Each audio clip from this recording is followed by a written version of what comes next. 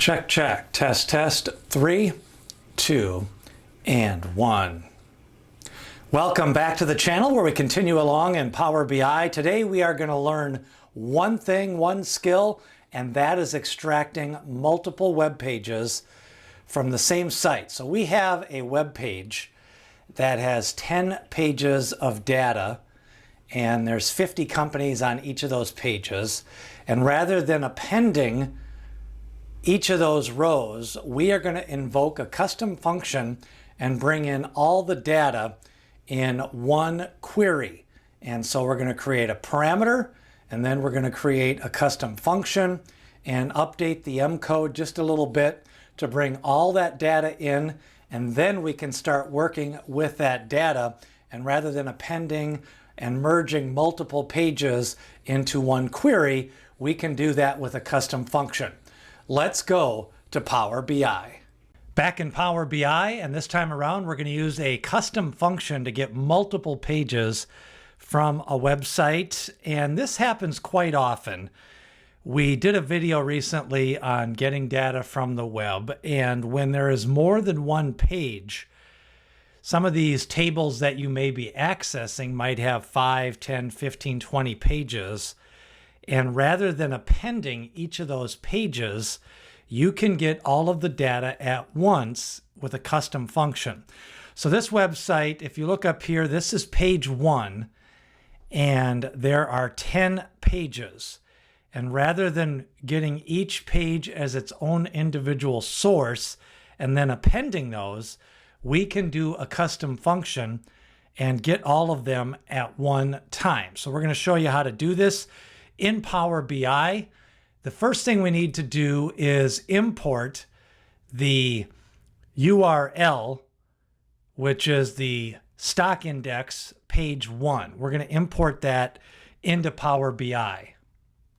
We have the URL, and we are going to copy that from the web page. And next thing we want to do is go to Get Data, and you want to get data from the web. We are going to choose Get Data from Web, which is, if you read the IntelliSense, it's importing data from a web page. That will bring up a dialog box that allows us to put in the URL. And really, this only just needs one thing, the URL that we just copied, which includes page 1. That is all we want to copy, the website, and then the code for page 1. So that is going to bring up the Power Query Editor, and with that Power Query Editor, we're going to start to navigate to what we want to get from that web page that has the top 500 companies. So that is the data that we want to bring in. Now, right now, it's only going to bring in numbers 1 through 50, because that is page 1, and there's 50 on a page. So what we want to do now is transform the data, and the Power Query Editor comes up, and we are going to look at the code, and the code has hard-coded into that the page 1, and we want to bring in multiple pages. So we'll cancel that. And the first thing we want to do is create a parameter.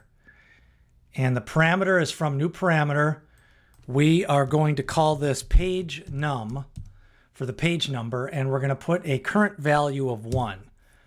And we're going to show you how this works. If you've never used a parameter before, this will give you some idea. You can use parameters for many different things in Power BI for data analysis. Once you bring up the page number, which on the left side now, we are going to rename this query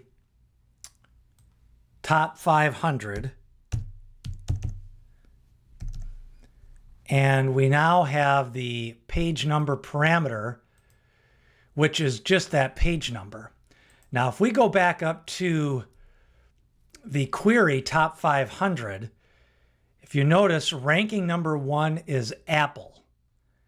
And if you go to that Advanced Editor button and we change page number 2, a 1 to a 2, we now see it's ranking number 51, which is ConocoPhillips. And if you change that 1 through 10, you could either append 10 queries. But what we want to do is bring in all of those at once. So we're going to show you how to bring in all 10 pages at once. So we're going to go back to our advanced editor, change that back to a 1, and you'll notice Apple comes back up as the top ranked company. We have our parameter and we have our query, which is the URL for the page 1. Now we want to make this dynamic. So we're going to go to the advanced editor and we are going to use a function that will make this dynamic by bringing in all of the pages. So what we're going to do is start off with a quote, and it's going to be text from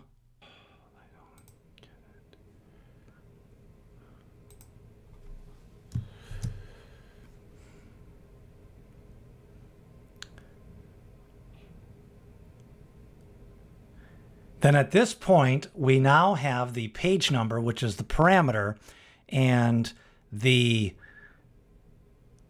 pages will come from 1 through 10. So we will now add the custom function.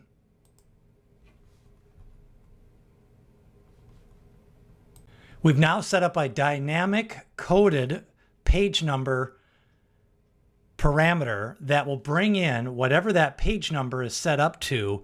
That will bring in the data. So if we go to our parameter and change this to a 2 and then go back to our data, we get 51, which is the first row of page number 2. If we go back and change that to a 3, it dynamically changes to 101, which is the first number of page 3. So we've set that up. So now we can start to work on bringing in all 10 pages of this code. Time to make this dynamic and capture all 10 pages. So we have the parameter and we have the URL set up to dynamically grab each number that is in the page number. Now we're going to create a new query. We're going to have this be a blank query, and the function is going to be equal to list.numbers. And it is case sensitive, and your IntelliSense will guide you through. So you want to start as the number. In this case, we want to start as page number 1. Then we put a comma, and it says count as number. So we want to count up 10 pages. So we're going to put a 10, and then we have a right parentheses. And what we have now is, now we have a list of numbers from 1 to 10, and we're going to convert that to a table. So that'll come up, and we will call this page, and the query, we are going to call this pages. So now we have 1 through 10, and we have this set up so that we can bring in each of those pages. So now we go back to the top 500, and you will create a function. And the function we want to create name is get page info. So now we're ready to invoke the function, and we'll do that next. We've created the custom function called getPageInfo. Now we go back to the pages that we have 1 through 10, and under the add column, make sure you are in add column, we are going to invoke a custom function.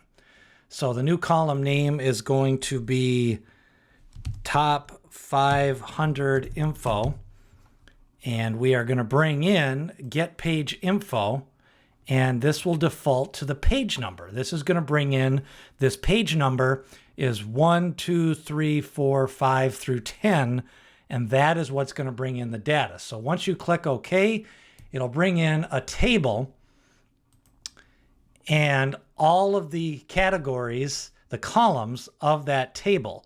So we will unclick the use original column name as prefix, and we will bring in all of the rows from that table.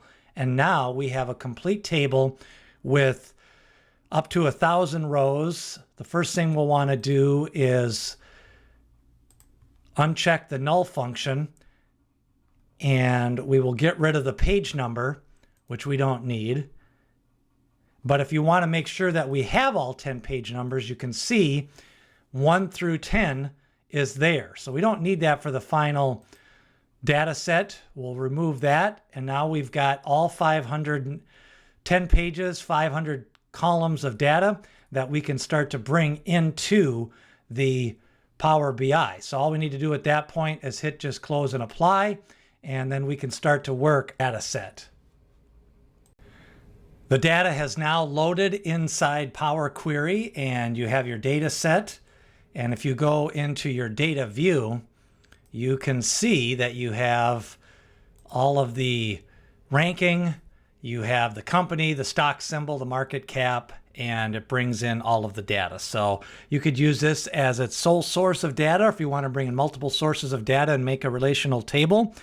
But this allows you, rather than appending multiple pages, it allows you to bring in, with a quick parameter and a custom function, to bring in 10 pages all at one time without appending multiple times.